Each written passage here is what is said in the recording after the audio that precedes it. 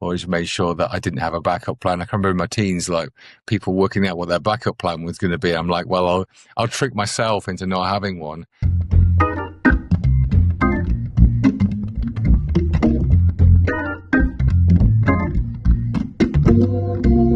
Hello and welcome to the Keyboard Chronicles, a podcast for keyboard players. I'm your host, David Holloway, and I'm thrilled as always to be here with you.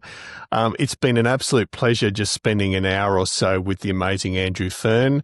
For those of you unaware, Andrew is one half of the brilliant British outfit Sleaford Mods. You really need to check out Sleaford Mods' work to really get a grasp of what they're trying to achieve, and it is amazing what they achieve.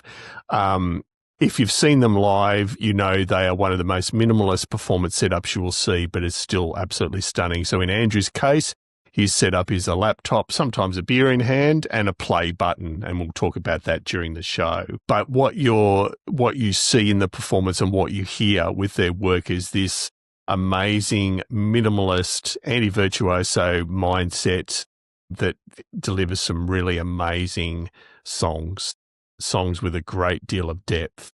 So can't wait for you to hear what Andrew has to say. If you're not aware of the Sleaford Mods, do bear with it because it is well and truly worth the chat, and I'll talk to you at the end of the show. Andrew, sir, it's an absolute bloody honour and pleasure to have you on the show, sir. How are you going? I'm all right. How are you? Yeah, good. Look, it is honestly a thrill. I've been a fan of Sleaford Mods for many years, and we're also going to talk about your amazing solo work. But I thought we'll just kick off with a bit of a chat on the last year. So I'm assuming, given you've got an album coming out soon, you've had a busy few months. But what have you been up to during 2025? Just staying in, really. You know, because we're just away a lot. So it's been nice to sort of just be a bit normal and eat toast and, you know. Nothing wrong with some good toast. Yeah. I mean, as you know, us Aussies and Brits, we love Vegemite. You like Marmite. It's just, I had some Vegemite this morning, actually. Yeah, we have both.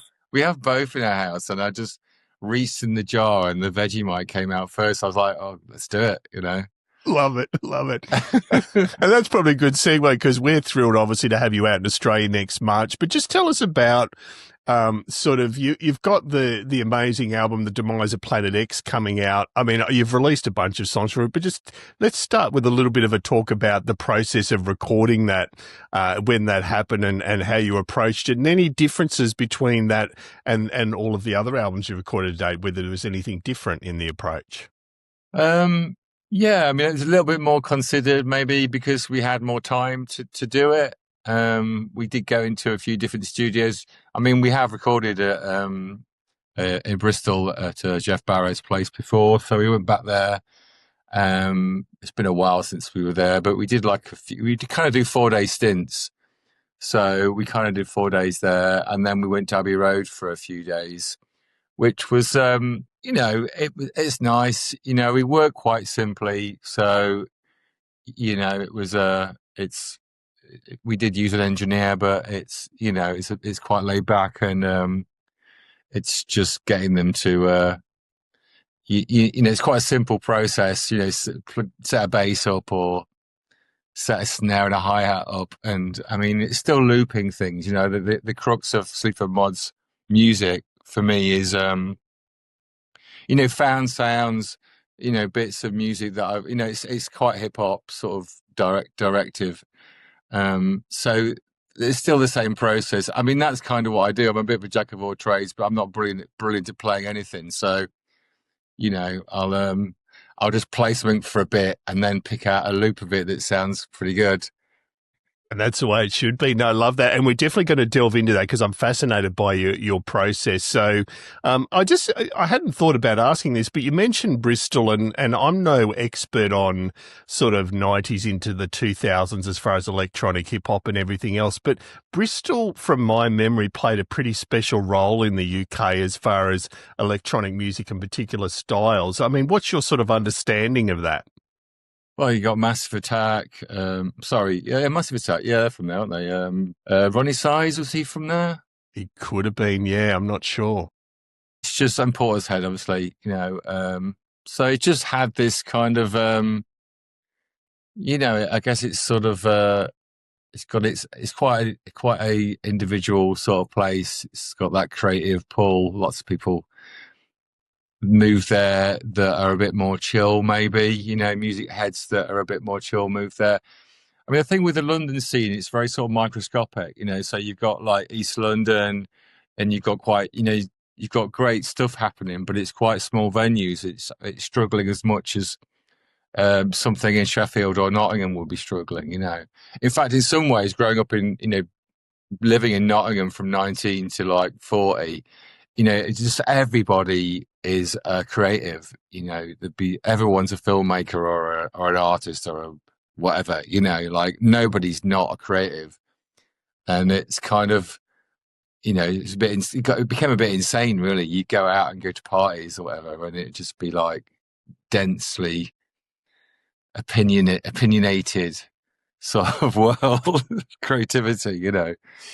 A lot of peers. Yeah, that's right. Yeah. And no, I can imagine it was it's a very fertile creative space. So, I mean, speaking of fertile creative spaces, let's go back a little bit to childhood or teenage years. What got you into music in the first place? So what was the start of this for you? Yeah, I don't know, really. I've always been mad about music. Yeah, I don't know. I think my mom used to say that when I was a baby, this advert used to come on the telly. And I'd dance so frantically that I would bounce out of the cot and she'd come in the room and I'd be like lying on the floor, apparently, because music was just, again, it's sort of an autistic sort of nature to music. I don't know. I think some people are just like that. And it's always been what I've always wanted to do. So I've always made sure that I couldn't do anything else. Always made sure that I didn't have a backup plan. I can remember in my teens, like people working out what their backup plan was going to be. I'm like, well, I'll trick myself into not having one, and then I won't really have a choice in the matter. I love that. And so during those teenage years at school and stuff, Andrew, what were your first musical projects you were involved with? Well, the last 2 years of school, my music teacher was pretty good at school. We did like songs from Andrew Lloyd Webber musicals and things like that. And the last year of school, I was in all the productions. So I basically didn't have any school lessons. I was getting like pink slips to go and like rehearse for these, and we recorded a record. We went to Nottingham, and he was just a really progressive teacher, and he was really encouraging. And I don't know if you know in Britain, but things switched from O levels to GCSEs. So I was like guinea pig GCSEs. We were the first kids to do GCSEs. So it was a complete mess. The syllabus was like, I think the fifth year, they didn't even have any syllabus. So we just resat the same thing in the fifth year that we did in the fourth year. But because everything had changed, he would be a progressive music teacher. So, a lot of the exam was based on just ability rather than like music notation or whatever. So a big percentage of exams became on what can you actually do rather than what can you reiterate on paper. You know what I mean? Yeah. So he was really, really important in me having the confidence to do music. And but I can remember I had this keyboard at home, this Yamaha keyboard that you could record things into. And I became quite good at just hearing a tune and working out how to play it on the keyboard. So it was just a massive obsession really with it. On a very basic level, for some people it's like David Bowie or, it's the sort of art end of it. But for me, it was just music, I was just crazy about music. So. No, that's amazing. And I've got to ask, so when you said you're involved in musicals, were you involved in the performance side or in the music side or both? Yeah, it was just singing, he would let anyone audition. I can remember all the sort of hard notes in the school we were even going down to audition, to do like, Jesus Christ Superstar and like, I don't know, Starlight Express. Songs from, that was the album that we did. And we went to this recording studio in Nottingham and recorded it. And it was terrible, but it was as a kid, it was a great experience, and it was the 80s, so it was like really cool that you had a progressive music teacher that was doing that kind of thing. Yeah, absolutely. And look, I might be the only person in the world that thinks this, but a Sleaford Mods version of the Jesus Christ Superstar rewritten in Jason's voice, I think would be an absolute world beater. I think you're right. That'd be amazing. Yeah, I love that musical. It's one of my favourite musicals. No, that's amazing. So going from school, and you mentioned that you never wanted to have a backup plan, which is a great approach. So how did you actually move into being able to make somewhat of a living out of music? Just took a long time, you know. I Yeah. mean, I left. They didn't do sixth form music and drama at school, which was the only things I passed at school. The only things I got like O-level grades in. So I went to Newark Tech's a place called Newark near me. I went to Newark Tech there, and which was like a precursor year onto a 3-year degree, which I basically dropped out of after like 6 months, I think, and started an indie band that we recorded a cassette at some studio in some like village nearby type thing. And yeah, I kind of just went off the rails, you know, as a young person. It was the 90s, you know, everyone was just getting wasted and partying and yeah, I don't know. It was just a struggle then, really. I moved to Nottingham. I remember buying a 4-track and just started making music at home, and then just never stopped. Sort of like twatting about making music. Sorry, yeah, you know, it's just. I guess I kind of dropped out. You know, as a lot of people in the 90s did. It was quite easy to drop out in the 90s. I can remember going to sign on and it's queuing, and they were playing. They're playing Happy Mondays in the job centre while I was queuing. To give you some idea how easy it was to sign on in the 90s. Absolutely. And it's funny you raise that, Andrew, because I mean, I don't doubt you're aware of this video. Justin Hawkins, a few years back, did a great video sort of reviewing your appearance on Jules Holland with Job Seeker and so on, and just how much he loved you guys. And he talks about the fact that signing on and the fact that there was a somewhat supportive state as far as, you know, you weren't living on the streets because there was some sort of welfare in place in the UK, like there is in Australia, that it actually allowed you to be able to create without being totally destitute. I'm sure you weren't living in luxury by any means, but I mean, I think it was the relationship that I'd usually have with whoever I was seeing at the job centre. You know, I can remember during the 90s, there was all these stories about people in France, you know, bands in France could get I don't know if they still do it, but at the time you could, like, if you were a band and you were doing so many gigs a year, then you get subsidy from the government, you know, as a musician, you know. But for me, it was more like just actually talking to the guy, whoever I got in the job centre. I would say, well, I'm a musician. That's what I do. Do you know what I mean? Actually, when I first moved to Nottingham, I did a recording studio course that was twinned with electronics. But after 12 weeks, it ran out of money and went to liquidation. And then they ran another one that I did. And after 6 weeks, the same thing happened to that.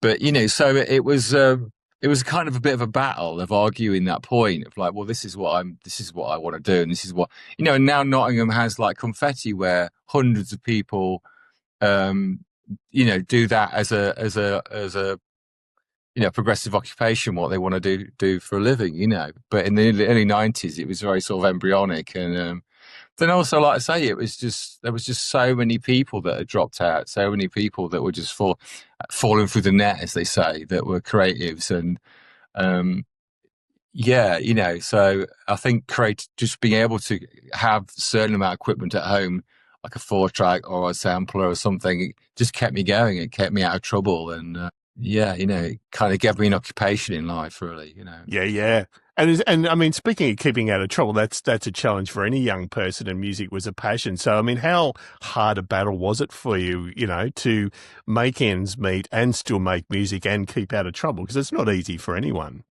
Oh, it's really hard. I mean, it got increasingly harder. You know, I think just before things kicked off for Sleaford Mods, I was, you know, I worked at a call centre for like 4.5 years, selling gym discounts, and then I literally just quit one day. I was like, I just can't call another old lady up and try and force her to join a gym.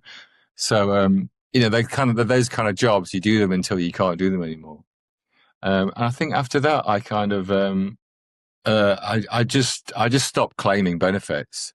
You know, I was getting like housing money, but I just wasn't getting any benefits money.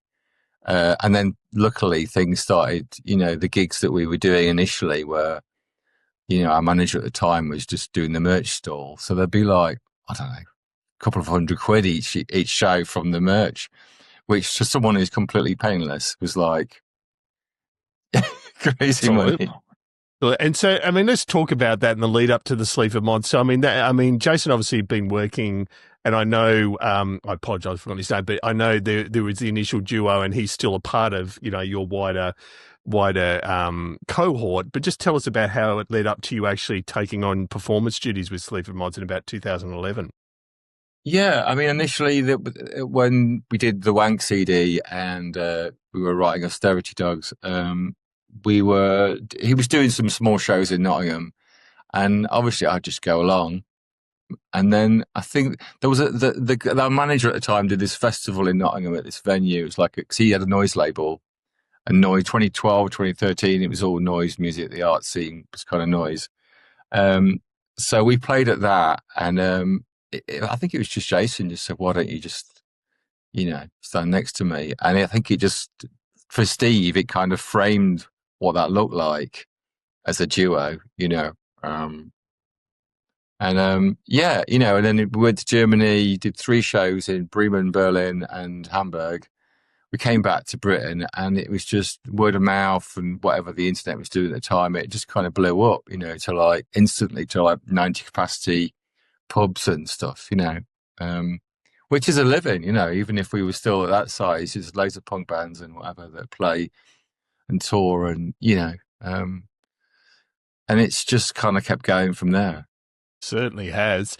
And so, I mean, let's delve into a bit of the creative side of it for a minute. So, I mean, Sleaford Mods are famous for a less is more approach. And obviously, a lot of our listeners are keyboarders who sometimes will be playing complex chords and layering. But how do you decide, whether when a bass lane or a loop is enough? So that minimalist approach, are you tempted to layer on too much and you have to pull yourself back? Or, what's the litmus test for a good sound for you? Yeah, I think, well, initially, like I say, with Austerity Dogs, recording it in my flat, it's a really tiny room, probably about as big as this room. I had two Rocket speakers attached to the wall, and Jason wouldn't use headphones at the time. So there'd be a huge amount of spill, which I think is what gives Austerity Dogs that a certain sound, makes it sounds quite live, And anyway, the vocals will be quite a big, loud presence in the music. So I think subconsciously for me is that kind of led the dynamic of minimalism, because in that sort of like that top end, guitars and whatever, there didn't need to be very much there. I think maybe that's just my aesthetic, of having more space in the music and liking more space in the music. Whereas, if there's a loud guitar going along with his voice, it would sound like, to me anyway, it sounded like too much of a racket. Some people like that kind of thing, but because the lyrics were really important, they still are important. But at the time, it was kind of like the popularity that grew was out of it being kind of, John Cooper Clarke and the Streets, and the time, the lyrics were really, really important to the experience, and they still are. But the music could be, although like things like Job Seeker's got quite a good fidelity. There's other tunes that the music is absolutely destroyed, muffled. Just a loop of some shit band that I did or something. So it's just kind of evolved that way, and I think Jason's kind of become a bit more aware of what happens in the studio with production, and it's just evolved quite nicely, I think. I love the way that we've kind of got there over whatever 6 or 7 albums rather than just changed everything overnight. And you've maintained that continuity too. I mean, the latest album, from the 4 songs I've seen of it, it's just amazing, and it's still got that really minimalist approach. But you're right. I don't know how to phrase it. There's, with your guest artists and everything else, there's even a little bit more melody in it than what there. I don't know. How would you describe what's changed? Yeah. Yeah, there's more melody to it, But that, if you look at the past few albums, that has been there in those albums. It has been coming. Melody is quite a varied thing as well. Whether it's a driving thing or something a bit more laid back or whatever. I think, like No Touch is quite a poppy tune. But yeah, it's great that it works, and it's kind of got to the point where we're not like, what's this? What are we doing here? Yeah. It does actually work, and we like it. So, And that's probably the obvious question, Andrew, is what is the creative process? I mean, I'm just, it's all assumption. I'm assuming Jason's written some lyrics. You guys get together. You may have pulled together some loops and stuff. And like, is his words driving your music, or you've already got some stuff and you're working out how you make it fit in? What's sort of the creative kind of process? a bit of both, really. It's a mixture of both things. I mean, this album was a bit different because Jason had some little melody ideas that he just voicemailed me, and that were just really sort of, as far as the style of music, were just no directive there.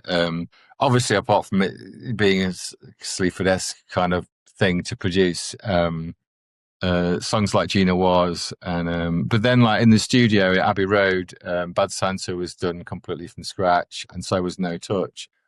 So yeah, it's just different approaches. I mean, I think a lot of the time, again, I would never really be into, because it's quite bass line driven. I'd never be into using the same bass, and so a lot of the time I'd borrow a bass, or over the album I might use an app bass, or just to try and give it a bit of variety, because Austerity Dogs had that variety on it as well.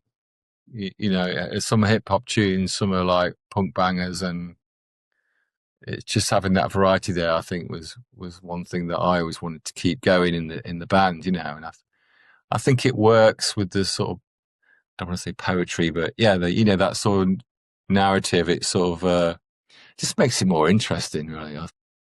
No, absolutely. And I mean, just talking about gear briefly for a minute, I mean, you've been known to use relatively accessible gear and software. I think, I don't know whether you still do, but I know you use Reason at one stage.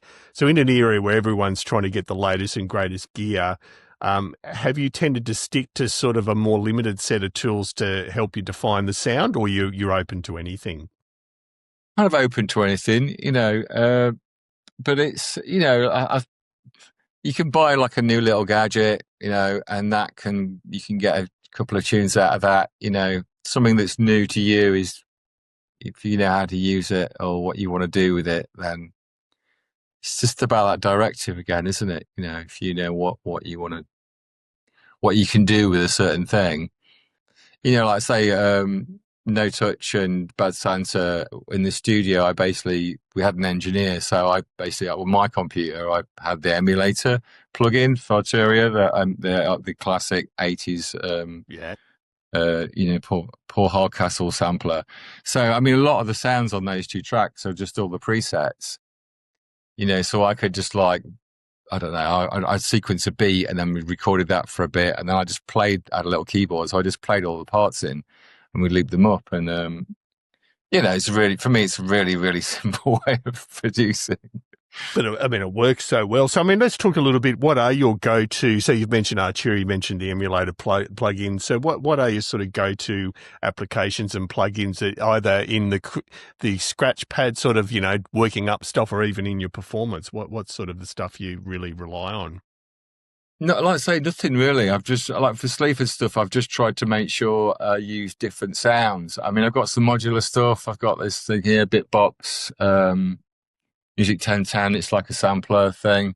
And if you've seen that, but it's like a touchscreen modular thing. So, you can just sample a kit, you know how it is. You can sample a kick and a snare and a hi-hat.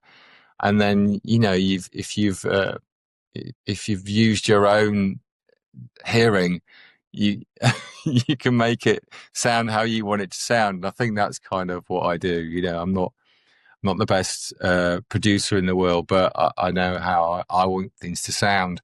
I think Sleaford Mods has been like a vehicle for me to express that, and thankfully people have gone, "Oh, that sounds good." Yeah, it certainly does. And we're also going to talk down the track about your solo stuff, which is another whole genre, and you do an amazing work with that as well. Just, but your live performance is so renowned for both of you. Like, you're both amazing live performers, and your performance of essentially standing back, sometimes having a beer, letting the laptop run. What are you actually running? As far as I know, it's not just as simple as press play. What are you running the tracks on when you are performing live? Oh no, it is as simple as pressing play. Yeah. Yeah, it's just a WAV player. It's this Yeah. FUBAR Okay. WAV player. Yeah. I mean, it was always a very instant thing, and it's just an ethic that we haven't changed as a presentation thing, because a lot of the time when we were a lot smaller, we were just tipping up somewhere. I mean, Jason said something a while ago about when he used to do it on his own, which was sort of making a reference to the X Factor thing. How people walk into the room for the interview, and then the track starts playing. So yeah, I mean, again, I think once I started being on stage with him, it was just that presentation of it being that basic, and again, I think 2012, 13 was a bit of a low for like the art scene, and art scene music and alternative music. That's a terrible old fashioned phrase there, but yeah, I think it was really a changing point in I don't know, things like hip hop becoming 40 years old, and being as old as jazz, and do you know what I'm saying? It's like a different world. Like these are still in 80s music, still popular with kids, but it's as old as like It is. It's as as old old as as me. Elvis or Yeah, something. yeah. Now, And I did want to ask you, when you're recording too, I mean, how prolific are you guys? So for every song you're putting on an album, I mean, are you tending to work up, 20 songs and whittling them down to 10, or it's, you're working up 10 or 12 and that's what comes out? Like, everyone's yeah, different. yeah. I mean, there's again, we've always done more. I mean, you can see that there's always been like extras that have come out after the album's come out. Yeah, definitely. We've always tried and aim for like at least 20 plus tracks, so we've got more choice as to what the final album. Yeah, And are spin you something. guys, and are you guys fairly well aligned? And I don't mean this in a negative way, because every band has personalities. I mean, are you guys fairly well aligned if you've got 20 songs on, actually determining which are the final 10? Because I know if I'm in a band, I'm potentially not agreeing with the other. It's probably easier in some Right. ways with two, but yeah, is that a fairly straightforward process? Yeah, I mean, again, I think because because when the songs finish, the lyrical directive of the song, what the song's about, is quite important. So I don't really, I just keep out of that. Yeah. I mean, it's kind of obvious as well. There might be the odd one that doesn't get on there, but it's usually kind of a B-side track anyway. Yeah. Because it's like, yeah. It's that muso thing where it doesn't really matter. I mean, I know we're a band of a thing, but it's a different thing than being like, I don't know. Yeah, Yeah. it's a different vibe. So Yeah, no, most certainly is. And just but on your sound design too, I mean, you have some really gritty sounds with your synth patches, and it just captures the atmosphere of the work you do so beautifully. I think you mentioned earlier on that you do collect sounds and that. I mean, how do you still keep your ear out for things that you can quickly capture and record for potential use in the future as samples and stuff? You still doing that sort of stuff? yeah. I mean, it is literally doing that. It's grabbing things that sound that are quite instant. Like the Good Life music I made in Gadgets, but then I made it on the iPad, and there's this thing called Cubasis 3, and like if you just load the master strip on it, it just puts this awesome kind of like compression on it that's just really punchy. So that track was just done like that, really, which is really cheating, but it was something that I noticed when I was using Cubasis. It's just got like wave plugins in it, Yeah. and I kind of like that idea, because it's someone's bothered to make these pieces of gear, and people are trying to use them to make their own music or manipulate them in some way. And it's a lot easier just to go, well, what does it do? What does it do that's really good? So, and I think for Sleaford's, that's a really good way of doing it, because you can just go, well, I can use that for this track. And then, you don't have to, less is more. It's a different version of less is more, not just the sonics, but the message, like don't overthink it. I hadn't planned on asking this, but you've just prompted me. So obviously, we're seeing AI creep into music, and to some extent that is cheating, depending on whether you're using it as a tool to do your own work that you've already created, or you're getting it to create it for you. What's your take on AI and music? I mean, it's a freaky. I think it's something that's making me feel quite old in that sense of like, God, this is a bit like, as someone that uses sequencers and things that do things for you, it still feels to me like if I use a sequencer and program a little, have a 16 beat loop and program a beat into it, it still feels like I've put some heart and soul into that somehow, and also it's terrible. The music that AI creates is awful. It has no subtlety to it at all. So I mean, I don't know whether it'll get better, but there's a guy I follow on Instagram. He does these uses AI to make like scenes. So it's like it's not music, it's actors. So he'll say to AI, "Oh yeah, you walk into a restaurant and you get a burger and you bite into it, and it just keeps going wrong." Do you know what I mean? Every time he does it, like the guy suddenly has a beard and then doesn't have a beard, or and it just looks terrible. And or he's always looking around weirdly, and like it can't really.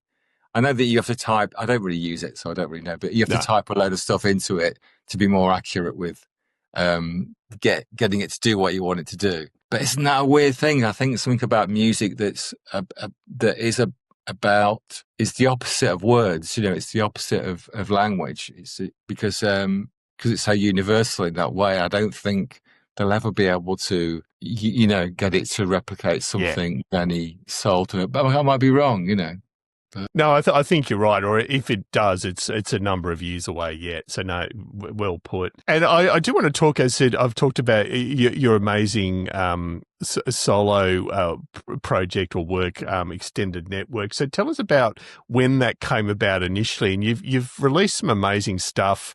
And it's fair to say it's very different from Sleaford Mods. So just tell us a little bit what started you off on that and what itch that scratches for you. Yeah, I mean, back in sort of 2000, I was making electronic music as an infant, as an artist infant, which I put an album out on a small label, and then that kind of didn't really go anywhere. The sort of 88, 89, the electronica bubble sort of burst for me and sort of going into the noughts. I just made a lot of music. I've got this thing I used to call Mark's Brother, because my brother's called Mark. So that was like crooner pop thing that I was doing. I was doing a load of shows doing that in Nottingham, which I found completely exhausting, and it didn't really go anywhere. I probably did like a dozen gigs and didn't get paid for one of the gigs. Yeah. And it's a bit, become a bit defensive, I suppose. I was, so I just resigned myself to just making music / art at home, because ExtendedNTWRK was sort of like a experimental electronic downbeat hip hop thing that I started making visuals for as well. Yeah, so I think I just become a bit stoic and like, right, I'm just going to stay at home and make stuff and put it on Bandcamp, and I don't care what happens, which is what a lot of people do.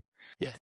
But yeah, so I mean, if you go onto the Bandcamp page, a lot of stuff is from like between 2009 and 2012. There's a lot of newer stuff as well, but yeah. So it just became an artist name that I thought wasn't so was quite an umbrella sort of name. It was kind of I just thought it had a lot of longevity to it, and it's just sort of stuck. Yeah, and look, there's some amazing stuff, and we'll definitely be linking to the Bandcamp page. But I mean, even your last album, Albus, I mean, there's some great stuff on there. I know Floating Bell and With are two songs that really stand out to me. Does it bring out a little bit more of the keyboardist in you as far as doing that sort of stuff?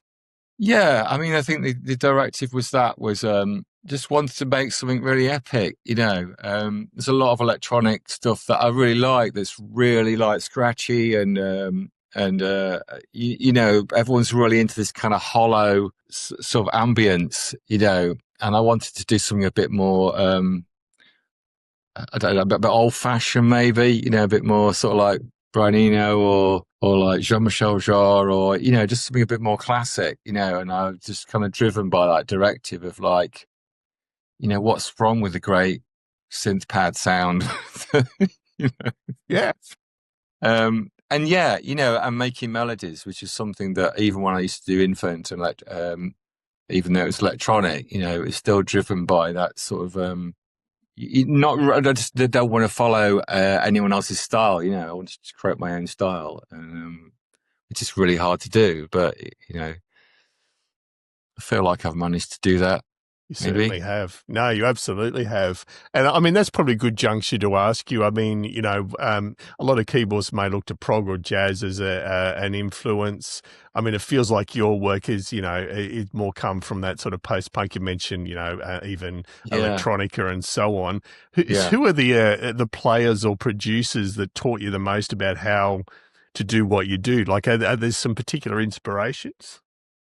Yeah, I mean, you know, as sort of like things that I really love, think people like Tortoise, you know, TNT album, and I don't know, a lot of music really. You know, again, I think I've been during the 90s, I was making a lot of music that I would listen to. You know, I didn't have any money.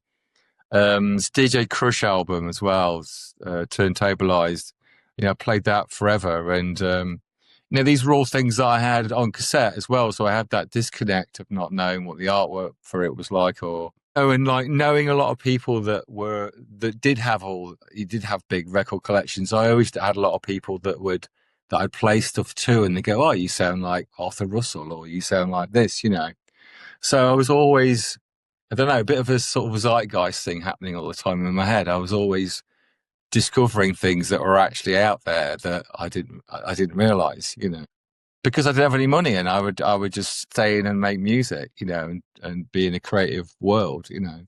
But yeah, what else? I mean, obviously, like, you know, there's periods where you're really into bands like Talking Heads or Talk Talk even. Yeah. I think Stark's another classic album, I think. So weirdly, not directly electronic bands that I was influenced by, more sort of the guitar stuff. But Yeah.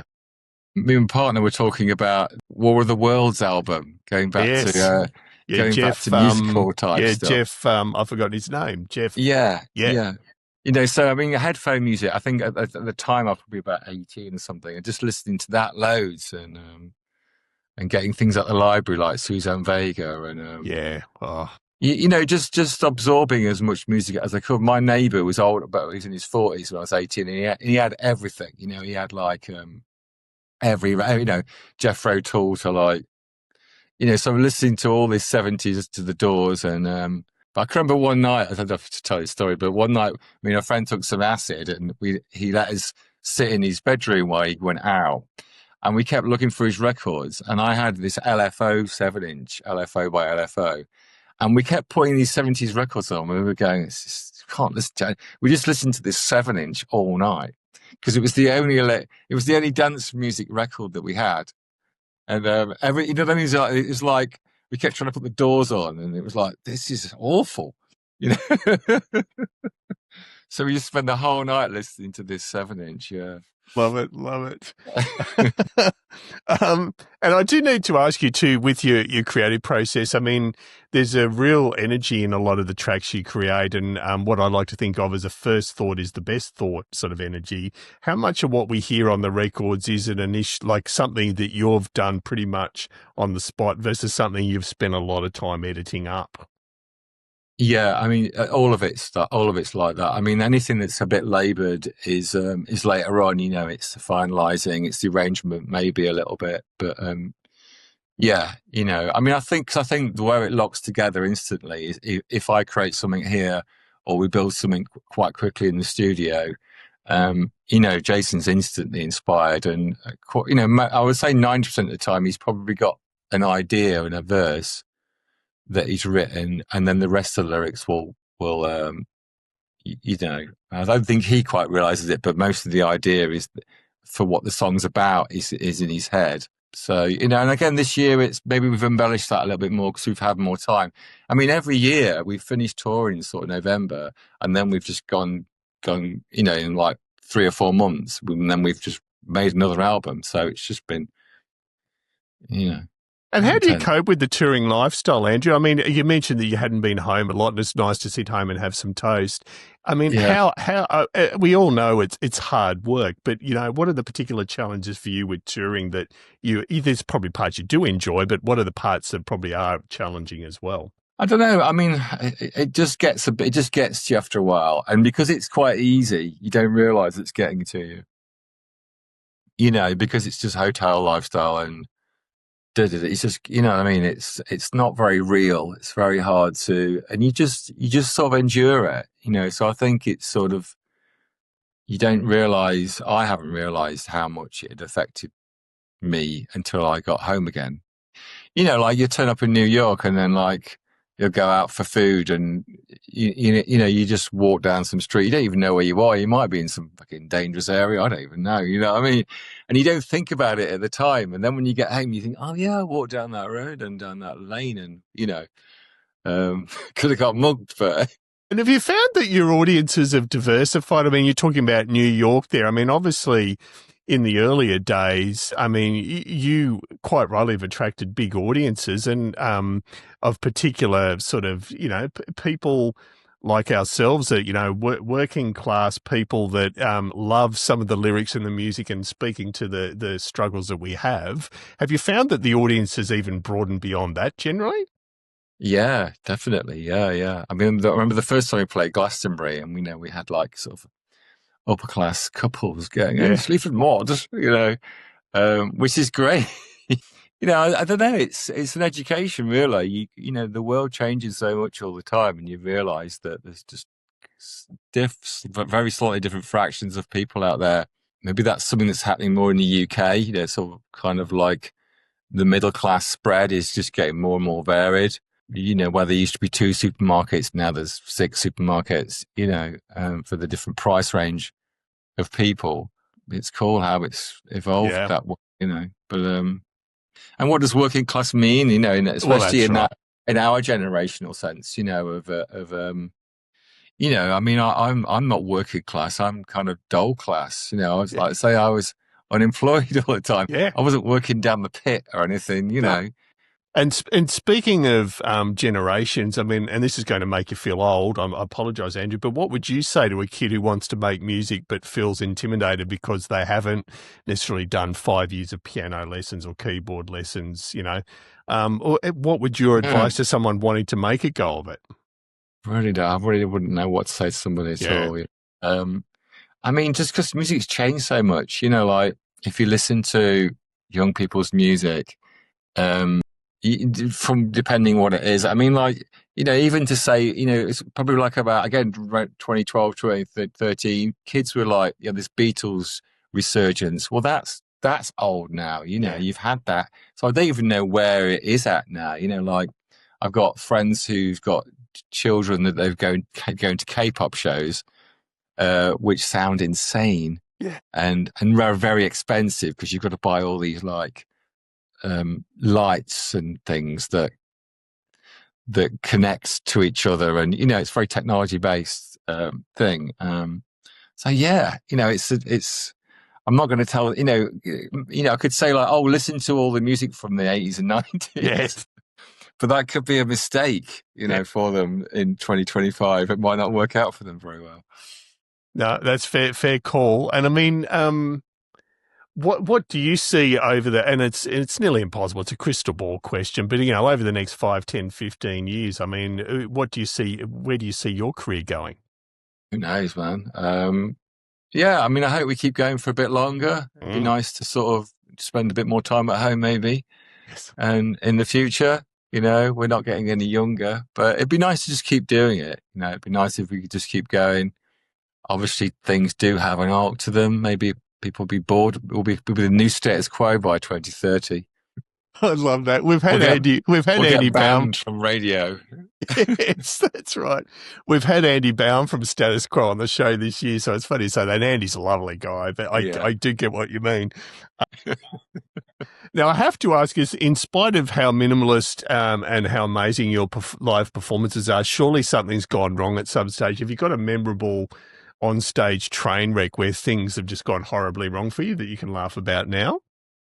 Not really, no. I mean, okay. it's all gone quite well. No, I mean, it's not. I mean, there's been a few like blips. I can remember years ago there was a show in Antwerp, and there was some kid like stood. It was a small stage and obviously small venue, and this kid was like fronting up Jason, and he kept going like this at him. And Jason lost it at him. But I mean, that was good. That was quite a good effect. People loved it, Absolutely. I mean, I probably have to ask, and there's no criticism in this because I don't know how he does it.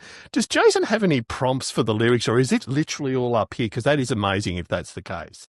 He used to, yeah. I mean, the head thing, apparently he used to do that to help him remember. Yeah, which, God, it makes sense. I don't know how anyone could possibly. I mean, the lyric density is just incredible, let alone the rhythm of it. So, yeah. Yeah, absolutely. Yeah. No, that's great. Thank you. And then I do need to ask you the dreaded Desert Island Discs question, Andrew. So I know before we start recording, you said, this could change every day, but what are 5 key albums that have had an influence on your life? Wow. Well, I said before, TNT by Tortoise is definitely one. Burial albums, the 2 Burial albums. Oh, yes. Those are pretty good. But older stuff, I mean, again, it's weird. Surfer Rosa by the Pixies, probably something I've listened to a billion times. Do you know a band called Earthling? Yes. Yeah. They're like a hip hop act. That was another record that was permanently on my record player. Irresistible Force was another record that Flying High, that album. I don't know if you know that. It's really trippy. But again, another record that was just lived on the record player. How many is that? Yeah, I think you're up to 4. I think you've got 1 to go. It's so difficult, It is, yeah. I mean, at one point in my school life, I was mad about the Smiths, but I only ever listened to the Smiths. But I wouldn't really, I kind of, luckily I got out of that and stopped doing that. So no chance of a Morrissey collaboration then? No, I don't think so, no. Actually, that probably a question again I hadn't planned on asking, but I mean, you've done some amazing collaborations on this new album alone, whether it's Gwendolyn Christie through to the amazing it's Lily Tompkins. I apologise, I'm bad on names, but you've got some great Lily Tompkins. Yes, that's it. Sorry. Are there some people you would love to collaborate with that, are front of mind for you, or you just go with the flow and, see what comes up? Yeah, I don't, I mean, it's one of those things that's been a bit, not awkward, but we've kind of like navigated it, and, some of them are people that have asked us, like Perry Farrell, and, some of them have just, it's quite an interesting mixture of people, isn't it? That we've picked, and obviously you could have anybody, but I mean, it's a bit one of those don't meet your heroes things, isn't it? I don't know why. Yeah, actually, you raise a good point, and as a guy that interviews lots of people that are potentially heroes, I've had a good run, and without mentioning names, I'm not after names here, but across your travels, have you met people that you have thought a lot of, and the actual reality's been poor in comparison? Not really, no. That's I good. would say no. I'm not going to give you any. No, I definitely don't want any. I wouldn't expect you to provide any names. I haven't really. Yeah, no, not really. That's great. Yeah, so it's the same experience. It's always been a good experience. Yeah, good. No, it's great. I'll say it again, Jesus Christ Superstar, Andrew. I can just see it working. I really can. Andrew Lloyd Webber. I'm sure Andrew Lloyd Webber would be totally on board. I think you're right. I think it could work. And then we have our final question, which is what we call our Quickfire 10, Andrew. So it's just 10 short and sharp answers to 10 short and sharp questions. So due to a serious crime you've committed, you're sentenced to 6 months in a troopy band. What troopy band are you choosing?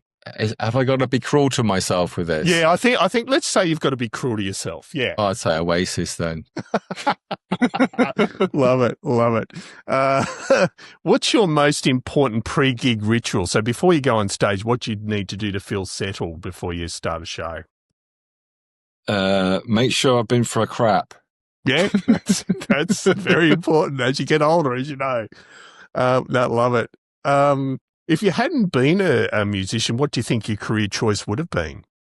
I mean, you said you never gave yourself a backup plan, so there probably isn't one. No, I mean, I clearly just abstained from life, until I could do what I wanted to do. No, that's great.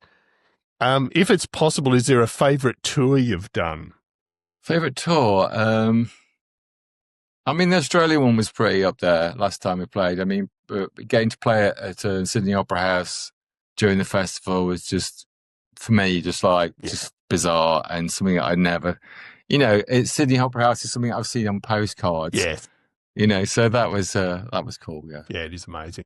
It's nearly impossible, but is there a favourite gig you've ever done? I mean, the end of show ones have been really good. The one at Ali Pali last year or the year before, was it? And so the one at the Hammersmith was really good. I mean, Sydney Opera House again was an amazing gig. It was really, really good. I mean, it is weird. You probably do forget, a lot of the really good shows because it's, you don't know what's going to happen when you get there. You've flown to a different country, whatever, especially a lot of the festival shows have been really good. Yeah. But I mean, so many good shows that we've had. It's quite hard to say, it's always a blast. And absolutely. And I mean, sitting down here, Andrew, in my mind as a weekend warrior, one of my holy grails and it'll never happen for me, but playing Glastonbury. Was Glastonbury sort of a big thing for you, or, by that stage, it didn't really have that big an impact? No, we've kind of struggled with Glastonbury a little bit, really, because, we've done it like 4 or 5 times now. Yeah. I mean, it's become a bit of a monster, really, Glastonbury. Yeah. It's great to play it. It's kind of fractured into different fields. I mean, unless you're headlining it, we're not. I don't think we'd ever headline the Pyramid stage. But it's like a bit of a PR machine as well, isn't it? You get to play it. You get an iPlayer.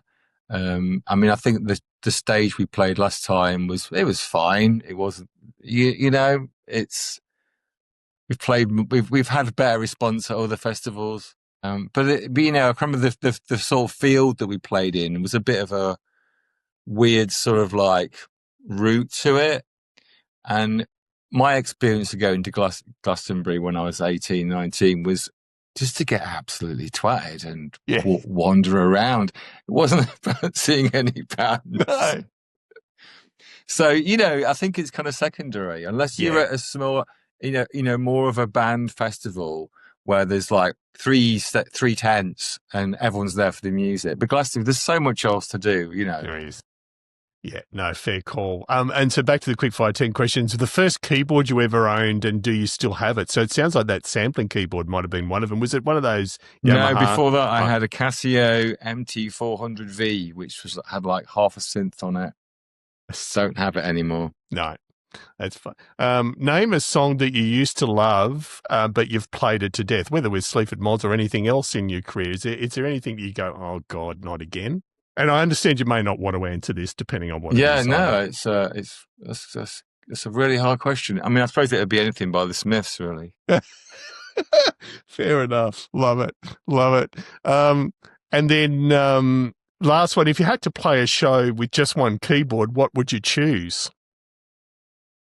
Just one keyboard. I don't know. I'd say a SH101. Nice. Yeah, good pick. Love it, and that fits you beautifully. Joe, I can't thank you enough. I said it's been an absolute pleasure. I've been a fan for years, and we love what you do. Very excited to see you in a few months at the Enmore Theatre. It's not the Opera House. I'm not sure. Have you played the Enmore Theatre before? No, I mean, to you, it'll be just another theatre, but it is one of the more iconic Sydney venues. It's certainly a testament to how revered you are down here as well. So, it's a great venue, and can't wait to see you live. And again, thanks so much for your time. Super appreciate it. Wonderful, mate. Thank you so much. Yeah.